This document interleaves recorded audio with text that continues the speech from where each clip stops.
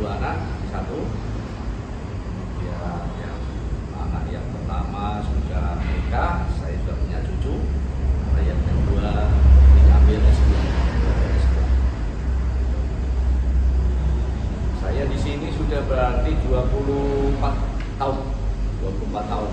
Jadi menggembalakan atau memimpin warga gereja yang ada di Jombang, di Jombang.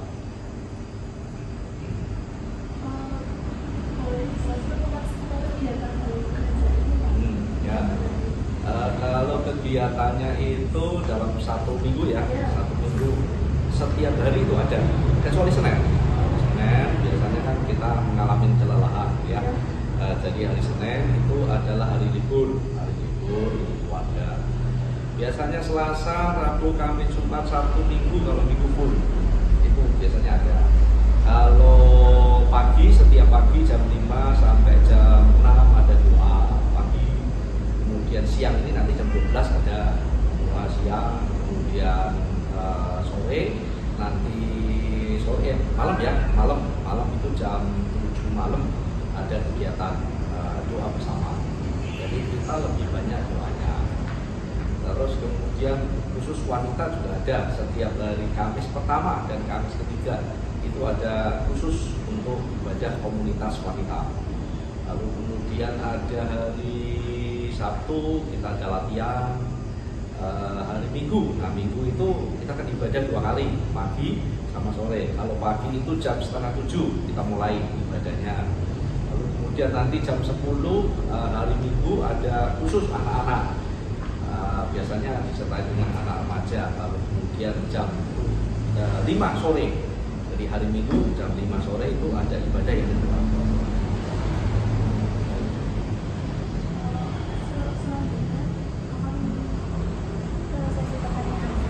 Boleh ya. Bagaimana sih Pak dalam gereja ini dalam menerapkan nilai-nilai moderasi beragama dalam masyarakat atau di dalam gereja? Toleransi ya. Oke. Saya akan membahas paling tidak 3 poin ya. Ada 3 poin.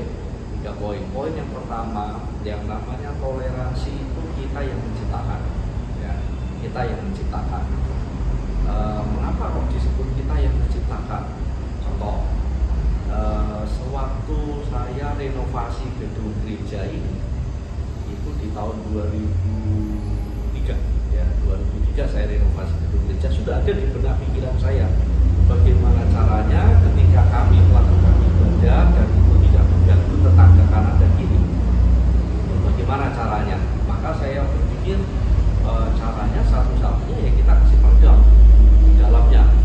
Mau suasananya riuh, mau suasananya tempat kita atau suasana yang ramai, dan harapannya supaya tidak terdengar oleh tetangga gitu. Karena kebetulan waktu itu di sebelah gereja ini ada warga gereja, kita nggak mau itu.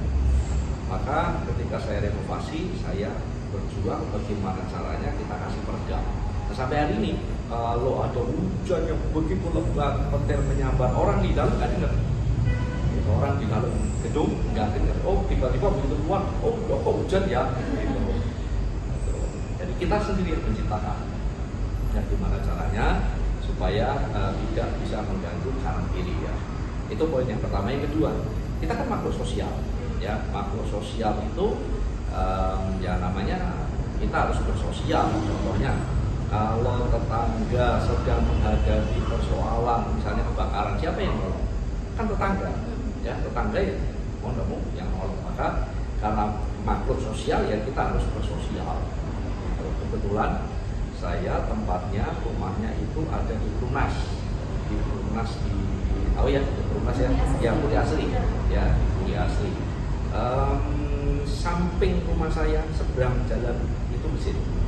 Tokoh masjidnya adalah Pak Muson, dan itu tetangga saya persis saja hadapan rumahnya. Gitu. Jadi kami tetangga baik sampai hari ini. Jadi yang pertama, kita sendiri yang menciptakan, namanya toleransi. Yang kedua adalah karena kita makhluk sosial, ya kita harus bisa saling menghargai, tolong menolong satu dengan yang lain.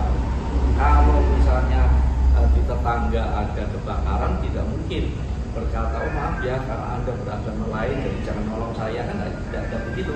Namanya makhluk sosial kan tidak peduli rasnya apa, agamanya apa, namanya bersosial. Yang ketiga memang ajaran agama mengajarkan pilihan, gitu ya. Kalau Injil itu kan ngajarin musuh aja disuruh kasihi. Nah itu kan toleransi kan. Musuh aja kita diminta disuruh mengasihi. Kalau tidak ya kita tidak bisa mengikuti ajaran dari Injil. Gitu. Ya bagaimana mungkin kita bisa mengasihi Tuhan yang tidak kelihatan kalau kita tidak mengasihi sesama yang kelihatan. Itu poinnya di situ. Itulah toleransi. Ada lagi? Apa sih Pak tantangan terbesar yang dihadapi gereja dalam mengimplementasikan moderasi dalam gereja sendiri? Menurut saya kesadaran. Mengapa saya namakan kesadaran? Saya kasih contoh. Ya, contohnya supaya kita paham. Pernah warga gereja, salah satu warga gereja bilang ke saya, karena saya kan pendeta, Pak, mulai hari ini saya tidak lagi bergereja karena saya sudah beda keyakinan. Dia sudah memeluk keyakinan yang berbeda. Saya bilang it's okay, karena itu keyakinanmu, saya tidak bisa menuntut, saya tidak bisa berkata engkau adalah orang yang begini, karena itu keyakinan orang kan beda-beda. Kita harus menghargai keyakinan. Kalau mau pindah keyakinan ya it's okay, tapi jangan sampai pindah keyakinanmu ini membuat kita jadi keras. Ya. Nah sampai hari ini kalau ketemu saya hello, kadang-kadang ngopi bareng, tidak ada masalah. Ya ini pun kesadaran. Kalau tanpa ada kesadaran itu kita tidak bisa membangun toleransi.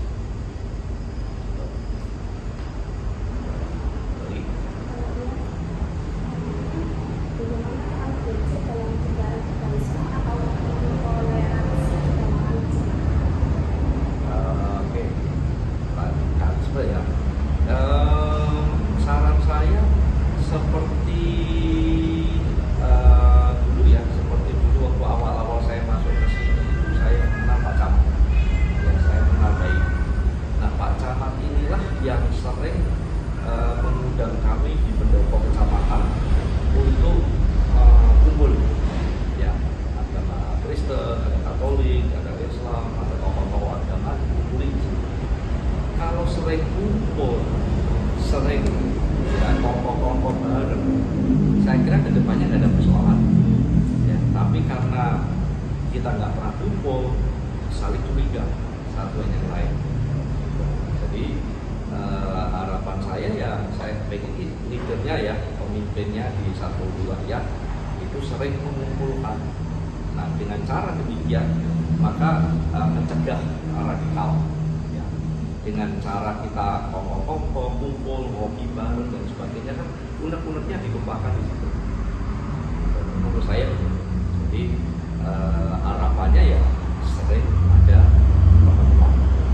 Dulu sering, tapi dengan bergantinya kepemimpinan di Kopal sudah tidak ada yang gitu lagi. Tapi ya kita satu contoh tadi ya, saya sama tetangga saya yang adalah tokoh dari masjid, ya, kita oke-oke aja. Karena satu kan ada kesadaran, yang kedua kita sering ketemu kalau ada pertemuan RT, RW dan kita kumpul kongko-kongko di situ. Nah itu yang membuat kita jadi akrab. Kalau sudah akrab kan itu kan salah satu cara yang mencegah radikal.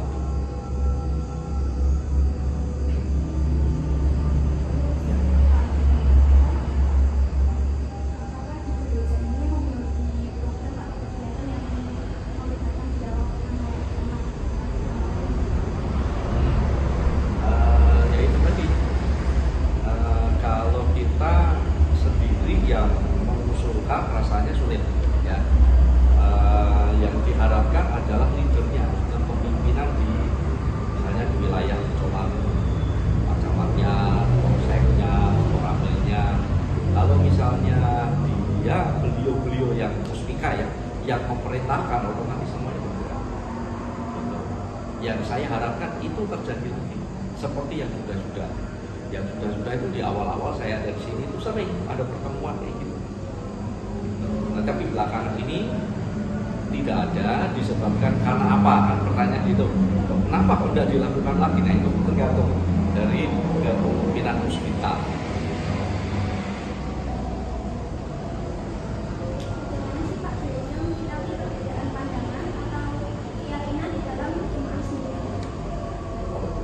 Sendiri ya, menyikapi keyakinan. Nah, itu diulang lagi bisa? Bagaimana gereja menyikapi perbedaan pandangan atau keyakinan di dalam jemaat sendiri? Itu biasanya jarang terjadi.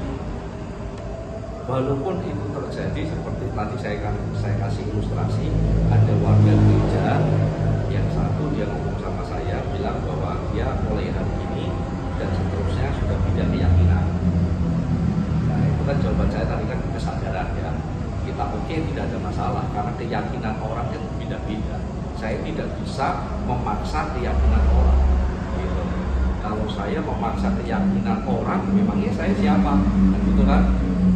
Tuhan aja tidak pernah maksa, kan gitu. Dia kan menciptakan manusia kan sebagai memiliki kehendak bebas untuk memilih jalan A, jalan B, jalan C, atau jalan mana yang dia tempuh. Gitu. Jadi ya kalau memang dari jemaat sendiri punya keyakinan berbeda, ya it's okay. Karena itu keyakinannya. Kan? Kita nggak bisa memaksa untuk keyakinan orang.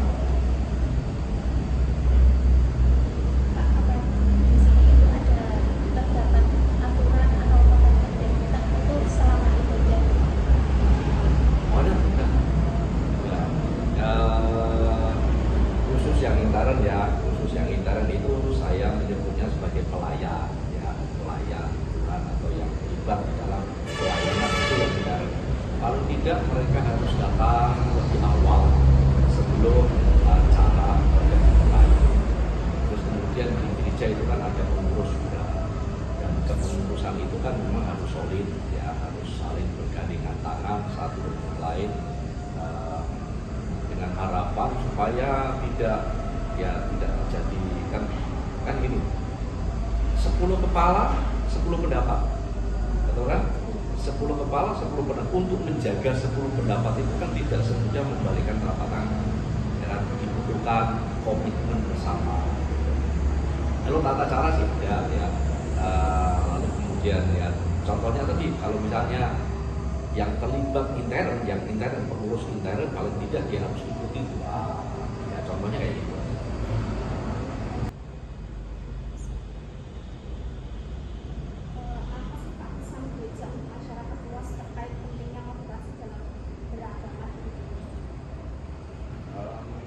Ya sehubungan dengan tadi apa yang sudah saya sampaikan, kita ini makhluk sosial, namanya sosial, dia harus bisa saling menghargai. Kita bisa beda pendapat, ya kita bisa beda pendapat, tapi tadi saya bilang kan 10 kepala 10 pendapat. Walaupun beda pendapat, tapi kita harus bisa saling menghargai itu.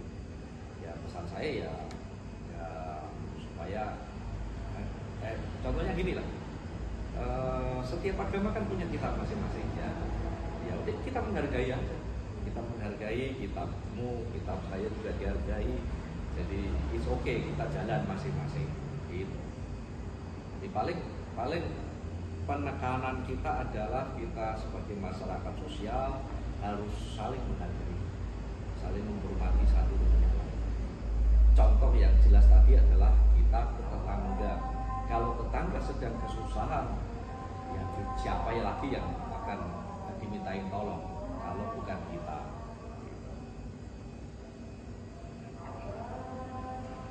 Ada lagi?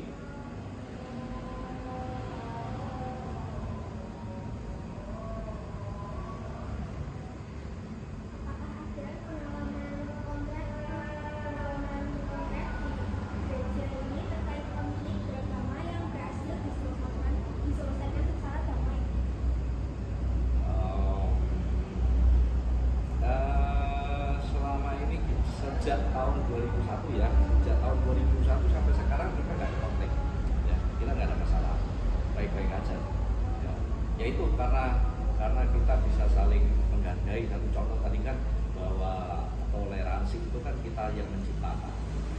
Jadi bayangin kalau misalnya saya tidak ada program, otomatis tetangga saya akan bawa batu, ya kan? Bagaimana caranya supaya tetangga saya nggak ngamuk? Ya caranya adalah ya kita sendiri yang benahi gimana caranya. Saya contoh lagi ya, dulu kita punya radio, satu-satunya radio Kristen. Lalu kemudian namanya radio kan elektronik ya, kan pernah terjadi kebocoran. Lalu kemudian tetangga kurang lebih 1, 2, 3, yang kelima, tetangga rumah yang kelima, dia komplain. Begitu komplain ya supaya kita tidak ada permasalahan yang ke depan ya saya datengin. Komplainnya apa? Oh begini Pak, TV saya ini terganggu, suara radio Bapak kedengaran di TV dan sebagainya. Saya matiin. Saat itu radio saya matiin. Tidak saya nyalain sebelum kita benahi beres. Nah itu kan saling menghargai. Ya. Itu contoh ya, itu contohnya begitu. Ya, kita tidak ada konflik selama ini baik-baik saja ya, karena kita mau belajar untuk saling menghargai tadi. Kalau seandainya saya ngotot, nggak peduli. Misalnya ya, nggak peduli, ya otomatis tetangga saya ngamuk, ya kan? Gitu. Ya ada lagi? Ada nggak kegiatan yang melibatkan umat dari agama lain? Kegiatan apa? Oh di gereja? Ya. Oh sering. Mentor tempo hari ada kegiatan apa ya yang ibu-ibu secomal itu kan ada kegiatan apa gitu ya? Saya persilakan gereja saya untuk dipakai. Ya, PAUD ya, kegiatan PAUD waktu itu kan apa namanya kecamatan Comal ya, melibatkan kecamatan lain juga. Jadi banyak, kurang lebih sekitar antara 70-an 5 sampai 80-an orang yang datang. Ada yang baru pertama kali datang ke gereja ya. Mayoritas dari muslim. Mayoritas mereka datang itu pertama kali mereka menginjakkan kaki di gereja ya di sini. Gitu. Kita open. Kita nggak ada istilahnya, oh maaf karena Anda bukan agamanya seperti saya jadi nggak boleh datang. Jangan seperti itu. Silakan bisa digunakan dipakai untuk kegiatan acara semacam kayak seminar lah.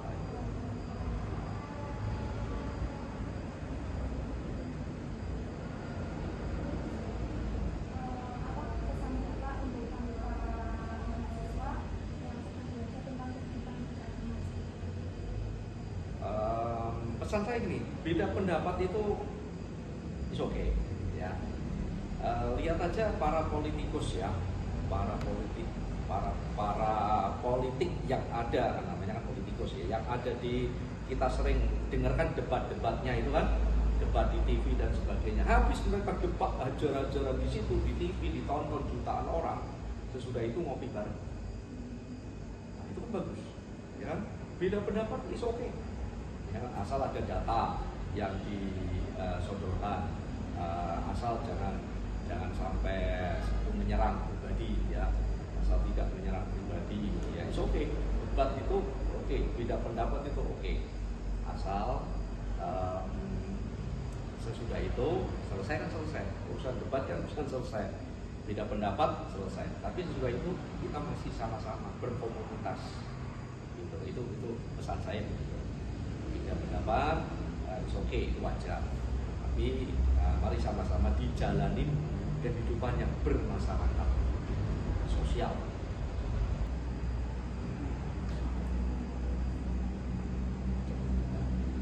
Ada pertanyaan lagi? Tidak apa?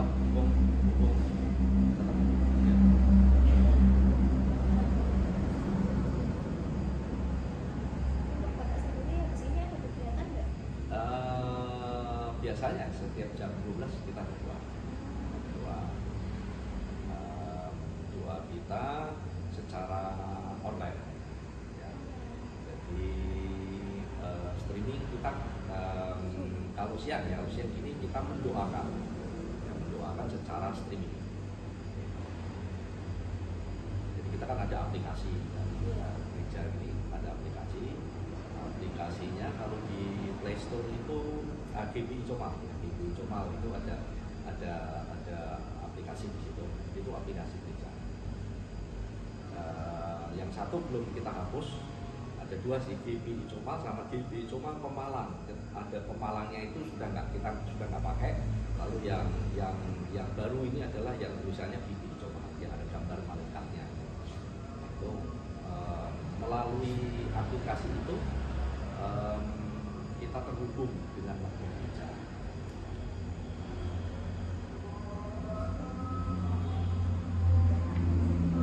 Itu ya, enggak apa, mau lanjut, nggak masalah. Ya masih ada waktu.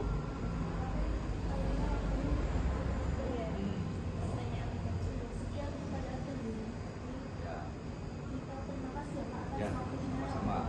Ya. Enggak apa-apa. Ya, Pak. Tas juga di atap sana saya kasih peredam juga. Jadi kalau hujan lebat nggak kedengaran. Kita kan full band masalahnya, ya kan? Karena full band, maka kita berpikir bagaimana caranya supaya tidak mengganggu yang di sebelah. Baik, mau foto di sini?